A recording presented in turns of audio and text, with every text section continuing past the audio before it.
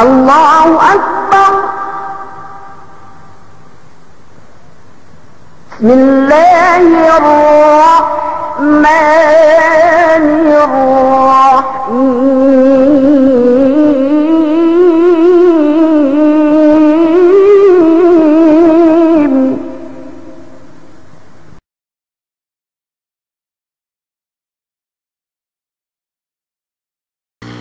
بسم الله الرحمن الرحيم.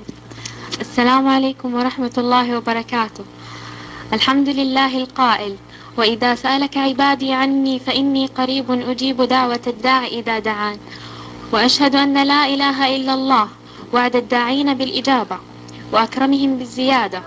وأشهد أن محمدا عبد الله ورسوله أكرم من سأل ربه ودعاه، صلى الله عليه وآله وصحبه وسلم تسليما كثيرا. أما بعد، من منا لا يخلو من المشاكل، من منا لا يشكي الهم والضيق، من منا لا يريد الرزق من مال وزوج وأولاد وغيرها من متطلبات الحياة. فيا من مزقه القلق وأضناه الهم وعذبه الحزن، عليك بالدعاء فإنه يزيل الهموم والغموم. حديث اليوم عن فضل الدعاء وآدابه وأوقات إجابة الدعاء. إخوتي، الدعاء روضة القلب وأنس الروح، فهو صلة بين العبد وربه، يستجلب به الرحمة ويستعدي به على من ظلمه. ومن عظيم شأنه وعلو مكانه أن جعله رسول الله صلى الله عليه وسلم أصل العبادة ولبها. الدعاء طريق الفوز والفلاح في الآخرة، وهو السبب الرئيسي للسعادة في الدنيا والآخرة، بل هو الطريق لانشراح الصدر وسلامته وطهره وبعده عن الشوائب. وقد جاء الأمر بالدعاء صريحا في الكتاب والسنة، بل جاء تسمية الدعاء عبادة. قال تعالى: وقال ربكم ادعوني أستجب لكم إن الذين يستكبرون عن عبادتي سيدخلون جهنم داخرين. في الآية بيان أن الله عز وجل يحب من يدعوه ويسأله، ويبغض من يعرض عن دعائه وسؤاله. وقال صلى الله عليه وسلم: الدعاء هو العبادة. إخوتي، الدعاء علامة على تحقيق الإيمان وتمكنه في القلب، لأن الداعي يتوجه إلى ربه ويدعوه، فهو يوقن بأنه موجود يسمع ويقدر ويفعل ما يريد. وهنا يزداد يقين الداعي وخوفه من الله وإقراره بالتوحيد الخالص لله. الدعاء صفة الملائكة عليهم السلام، لأن من أهم وظائفهم التسبيح والاستغفار والدعاء للمؤمنين. والدعاء أيضا صفة الرسل عليهم الصلاة والسلام، فقد دعا آدم ربه أن يغفر ذنبه فغفر له، ودعا نوح عليه السلام أن ينصره الله فنصره، ودعا يونس عليه السلام ربه لما ابتلعه الحوت فاستجاب الله دعاءه ونجاه من الغم. إن من شروط الدعاء وآداب الدعاء أولا الإخلاص لله تعالى. ثانيا أن يبدأ الدعاء بحمد الله والثناء عليه، ثم الصلاة على النبي صلى الله عليه وسلم، وأيضا يختم بذلك. ثالثا الجزم في الدعاء واليقين بالإجابة. رابعا الإلحاح في الدعاء وعدم الاستعجال. خامسا حضور القلب في الدعاء. سادسا أن يكون الدعاء في الرخاء وأيضا يكون في الشدة. سابعا كثرة الأعمال الصالحة، فإنها سبب عظيم في إجابة الدعاء. ثامنا استقبال القبلة. تاسعا رفع اليدين في الدعاء. عاشرا الوضوء قبل الدعاء إذا تيسر. عاشرا الوضوء قبل الدعاء إذا تيسر. عفوا. 11 أن يتوسل إلى الله بأسمائه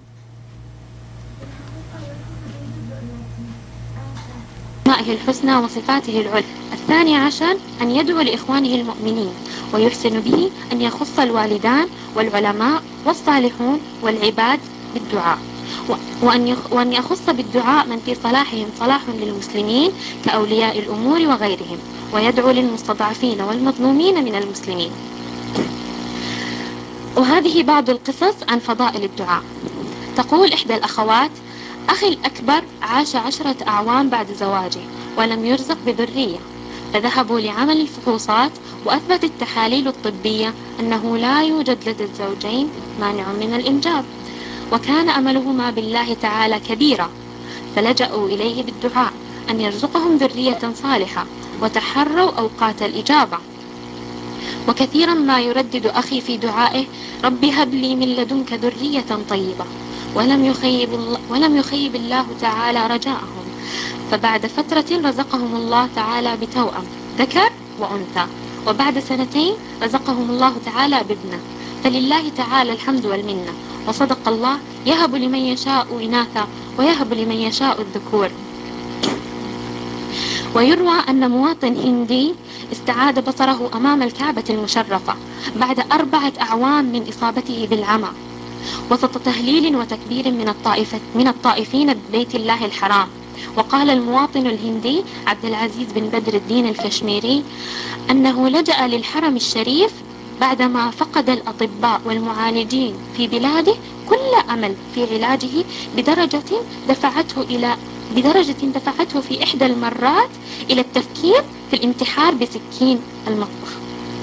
وذكر الكشميري في مقابلة مع إحدى الصحف: وقد اغرورقت عيناه بالدمع وهو يشير إلى الكعبة المشرفة، حيث أنه بعد نجاته من محاولة الانتحار ألح على أفراد عائلته ببيع محتويات البيت لتدبير تذكرة السفر لأداء العمرة، واستجابت الأسرة الفقيرة لطلبه.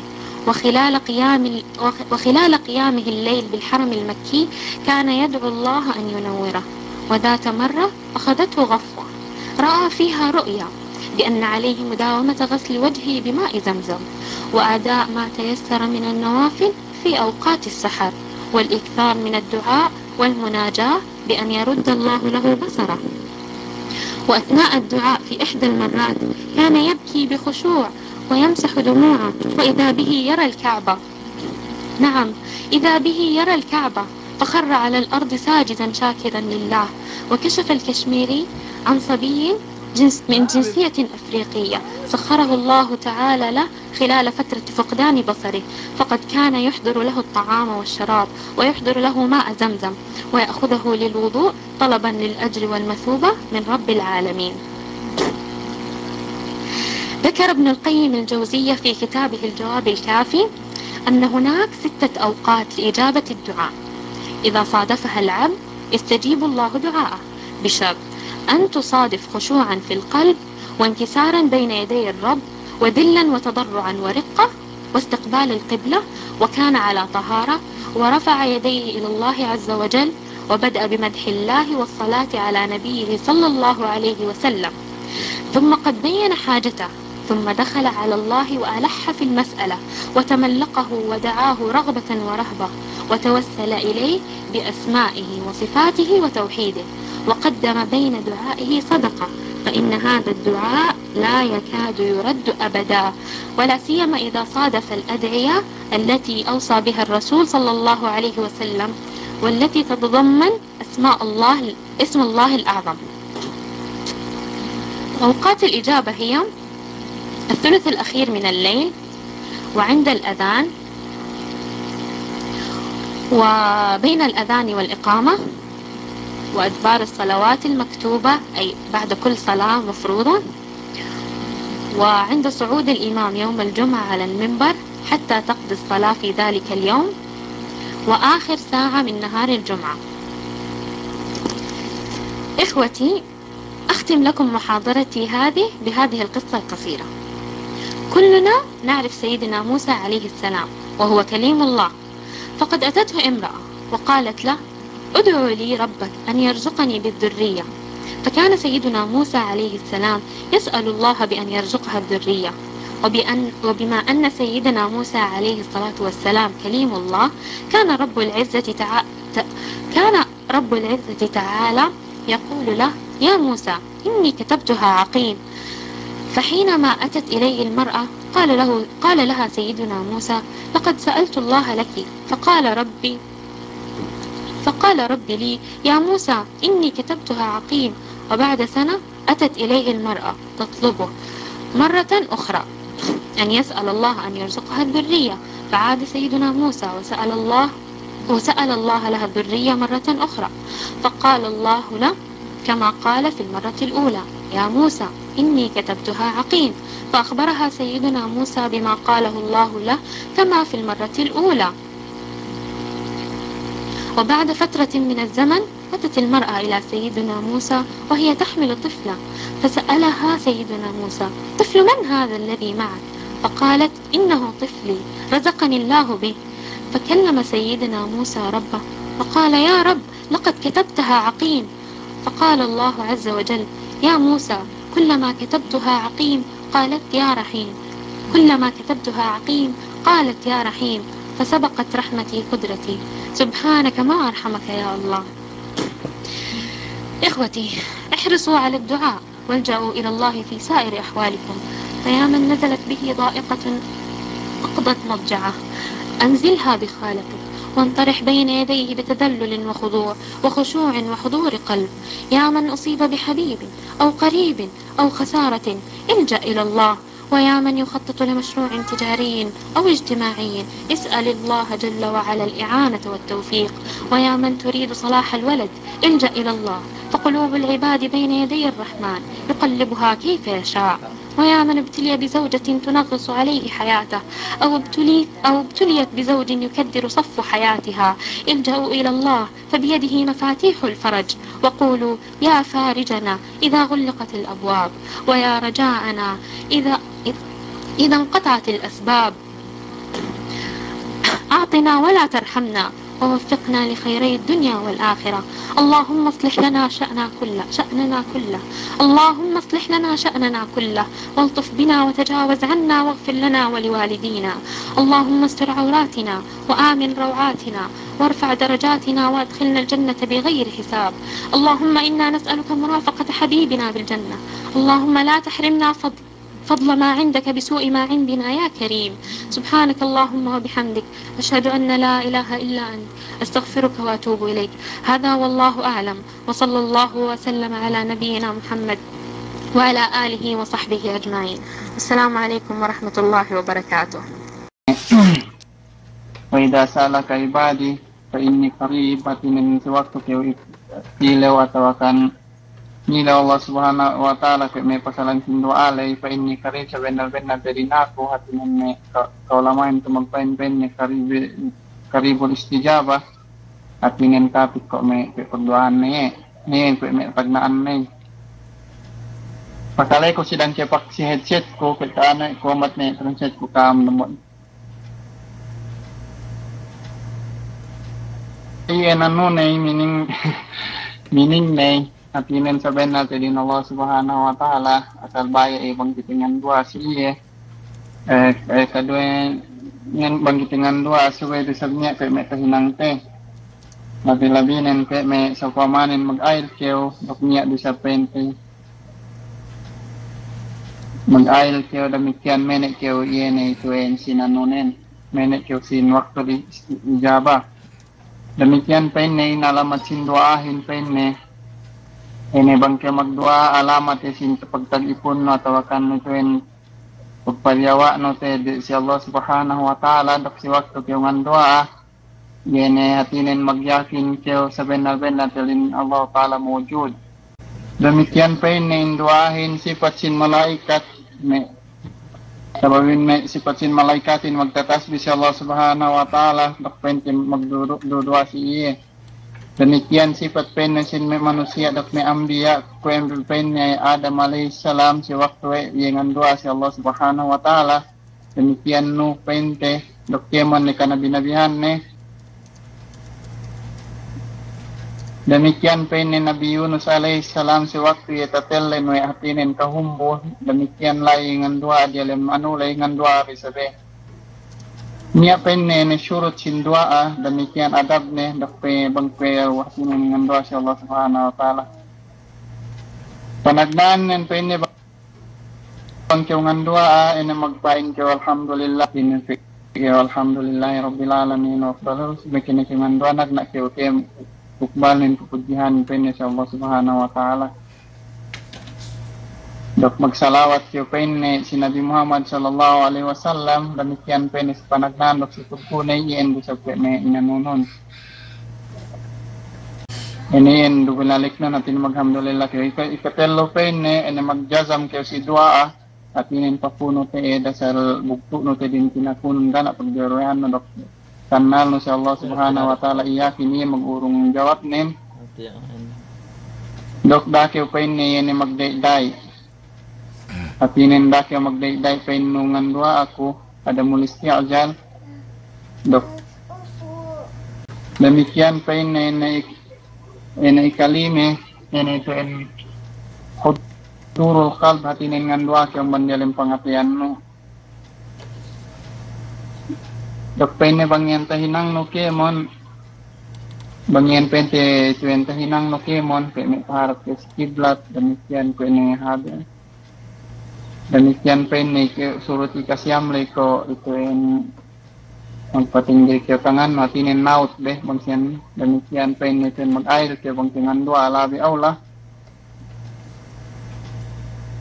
penne yang boleh kasampuk dan buat supaya ko ke bangke magtawassul sa Allah subhanahu wa ta'ala supaya bi asma'i wa sifatihi at mengikutkan magtawassul ya lenne demikian sifatnya dok penne si kasampuk dua ngan dua akyo hatinin lapinin min mu'minanin hatinin permenole rabbik liwanu walil mu'mini wal mu'minat maksudnya teh demikian pa ini bang kyo ngan dua ay special no tedin dua anon ene makahap sin kemon mu'min hatinin muslim makahapan sin kemon pa ini ene surut nin usba bawa ini nakinis saya nakisa penne si anulay kisah sin dambua India. Niya dua kisah takisa ni dambua India dak dambua penne mako ganak pente anak ni bang meano na to Tagalog baog dito katwa na mumanal. Nandua penne 10 tahun ko niyan ganak anak de pagpa dengan dua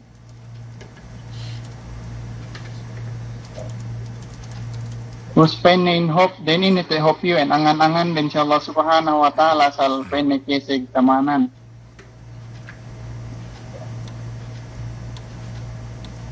Terus penne ni daran binalik-balikan wa na si dua, ina penne Rabbi habli zurriyatan salihai binalik-balikan na Paglubak ko penne ni ngandua adaran ni kwen dalam 10 tahun ini nurungan sewe Allah subhanahu wa ta'ala ini anak kambal.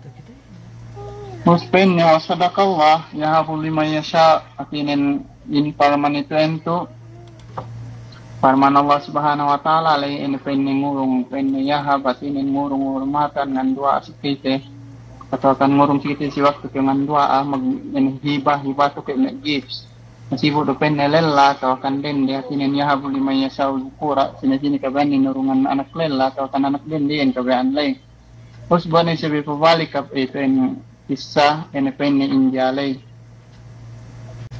eke me mapesek lay pas penne 4 tahun itu ene lai ko pesek ni antau iwe saki pesek na pilihat ka ba pentingan ngan doa paglubak penne pilihat Baitullahil Haram lain ngan doa pente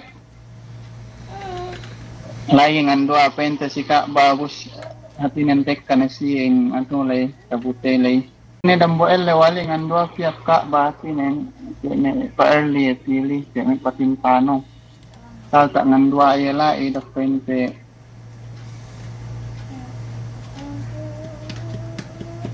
ya ko pakalay ko si ano translate ko ka mag na kalimat bo paglubak na penne kuya endaran dengan dua sampai kuya magmuhawala kuya mag-umpiha at yun mag-suicide. Terus niya dambuak nga kahani kuya niyaan penne fikir makomrap ka ba like kaya penne si ka ba us ngan dua akyaw. Paglubak man penne lain na si ka ba at yun mag-umra yan niya kuya niya ngadbesaran niya penne fikir ngadbesaran niya fikir penne ka ba mag-umra pili niya.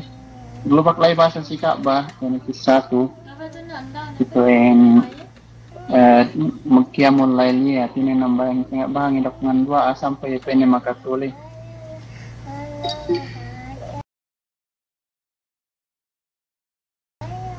Paglupa kaya tumuli kaya miyan lumigap at inen ituen niya magpakagurat siye. At pikyo pen nedaran kaya mula utak maazam-zam niyaan. Dok pen na si waktu sahar at inen pa silak matelewin daran tingan doa dok pen na magsambahay sunat. Si waktu pen dengan doa ituen magsunat at dok ngan doa aso pen ni dengan doa yang sedang mendalam pengakuan at inen na kusyo ituin.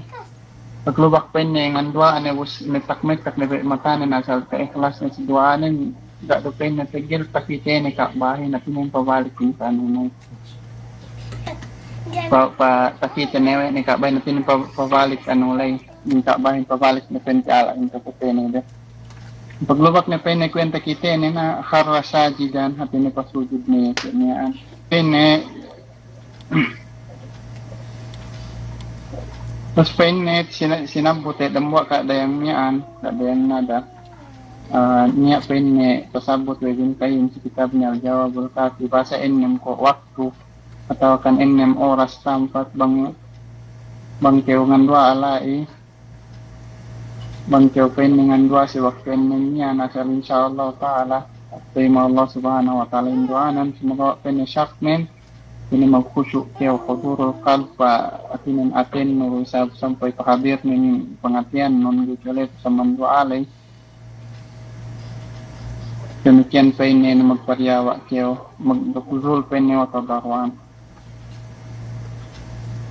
demikian pa ini ikaw di alam kaya kasutsihan dok pa ini nagna kaya magdukudyan siya Allah subhanahu wa ta'ala demikian pa ini harus nga magpupudyahan lay dok magsalawat kaplanduaan ni kiyamban kadialan pangatian no demikian Allah hakil mas'ala tinin pakuno tayo dasal bang ibaratanuhin muelsaw dok magtawassul na kiyo si alin Allah subhanahu wa ta'ala sifat ni demikian pa ini si waktu pingan dua bang tumawain duanan ustad ano na ismallahil azam demikian pene 1/3 sinanuhin aw katul izabain ko sulusul lail at inen 1/3 sinano talabbi kung nakaulamanin ito yung elet pene sin before fajr me dinis pisaa kung nakaulaman ko ito lo ngayon magpain ba sa sulusul lail ng bandisag 12 pagyawaan ngayon siya pen bagi nagkapelo na bagi before sin fajr linag ng bandisag 2 pagyawaan ini ko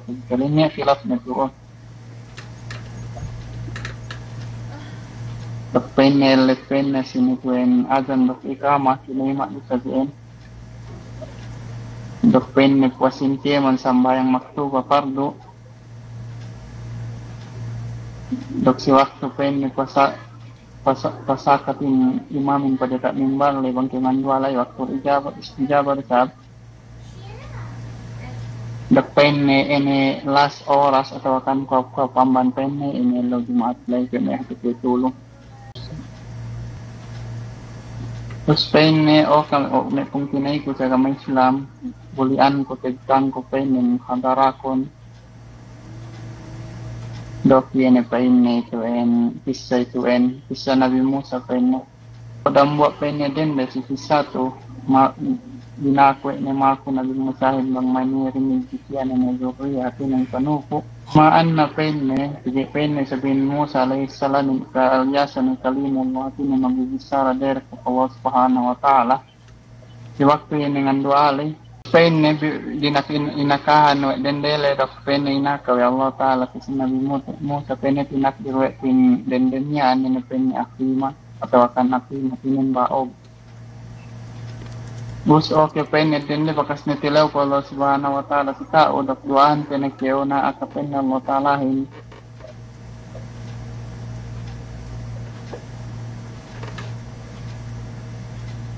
pas penne dan tahun pilih na sa balik din dunyaan bus dinak na sa mako penne magbalik ikadumindel Mas penne kadwele masih rusabin aka Allah subhanahu wa ta'ala yung pinagin mo sa penne yung tatakdir ko kujanda UN at yung jalalullah ina penne yung akim baog ye Pus inakahan do sa penne Nabi Musa alayhi salam din niya kaya do penne akahan si Delulay Us na penne palave penne pe tahunan na kita akan bulan atau akan patra.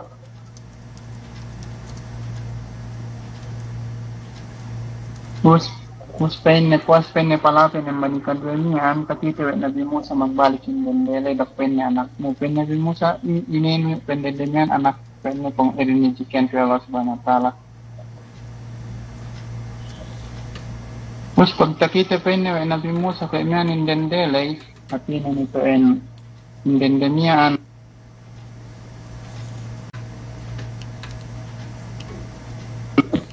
Natagtabi na naman katon hito kun ikan gado sa teseb kun Kado ko last tagtang na kisanen pa niya dambuat dende shortcut ne gani pagkalete niya pa ito yung dambuat dende makus dinakwe ni akim beba og magnganak paglubak pa ya okay pa Nabi Musa Ilaw na ako dakduan ko si Allah duan na ako Allah subhanahu bang man ko pen urungan niya anak panuko. Paglubak naman ngan duan Nabi Musa kanian si Allah taala okay pen ni Musa akahan din de yun kasulat daktatak dirwe ko siya ni pen niya yun baog at inin di makaanak. Na paglubak na pen ito yun di ka nakinakahan ni Nabi Musa okay pen din de dinuan ni kewe ko si Allah subhanahu wa ta'ala suga akan sa kuin tatakdir ni ko si kawin ina penin kawin ba og kay tingana paglubak pen palabe dan tahun pinadendemian ko si Nabi Musa okay Nabi Musa penduan ko si Allah subhanahu wa ta'ala bang main ko pen urungan ni ina panuho nanganduan ni sabi Allah Nabi Musa si Allah subhanahu wa ta'ala glubak ikadua mian eru jawab ning kay dan oleh okay pen Musa tatakdir ko siyahin ina pen inden dayo gi makaanak ato akan baog.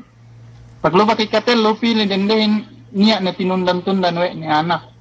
Paglubak man tinundan niya takedot Nabi Musa, sino pen na tinundan-tundan niyo okay dende. Pen ito pen ni anak pun pen rinigyan na Allah subhanahu wa ta'ala anak. Paglubak man kuya nanong adjait Nabi Musa, nganduay fi sa Allah subhanahu wa ta'ala we pen ya Allah. Katano si aku hinin dendemian ging anak akin tatakdir siyen ging anak baog naway pen ni inanak me ini sambung Allah taala basa siya silas lain okay pen ni Musa kabak ko pen nakdir siya iyan iten magpain ini akin pen si waktu kung ata si kadok si waktu ni nakahan nandua pen yang banjalem pangatian ning ngalingan aku iyan pen ni dok kalimat ya rahim okay pen yang baying ulungi bang si asukin tepet ma si Dr. Kesig na rahmat si urungan ko pen ni anak. Niyan pen ni anuhin pasabab pen ni rahmati sabakat pen ni tawakan sabakat rabak iten kudrati. Sabab pen ni rahmat kun pen ni asal inobaltekan pewe na pen ni kontrat kun. Niyan basa ko nabus maid ni dambwa kung ni saja lain hindi bang may nisa kaya hinang tabi kaya kasabot na hindi ko may jawab na kaya ang ato tahay na kumapanganak kung dandang-dandangan kung may mag-storyhin yung happy kapakalikari ganita sa'yo kung tagi mag-headset ko nahi do kaya may lay walillahi alhamdu wal minna jazakallahu khairan kaya mong may nisa magpay-depende si kita kaya may pakalikali ko dyan ko nag-praktikam kaya mangibaratan ng pagtinin. Na yung tag na bisikatan meran, bisikatan nila, laliw na ikaklo na kapitay ko.